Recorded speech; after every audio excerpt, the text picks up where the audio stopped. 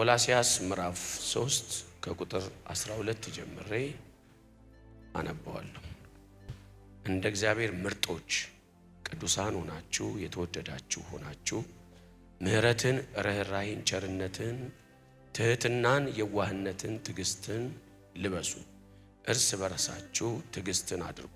ማንም በባልንጀራው ላይ የሚነቅፍ ነገር ካለው ይቅር ተባባሉ። ክርስቶስ ይቅር እንዳላችሁ እናንተም ደግሞ እንዲሁ አድርጉ። በእነዚህ ሁሉ ላይ የፍጻሜ ማሰሪያ የሆነውን ፍቅርን ልበሱ።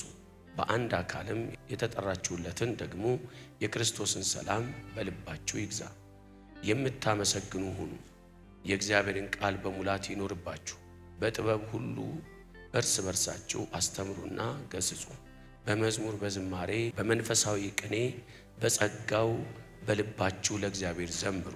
እግዚአብሔርም አብን በእርሱ እያመሰገናችሁ በቃልም ቢሆን ወይም በሥራ የምታደርጉትን ሁሉ በጌታ በኢየሱስ ስም አድርጉት።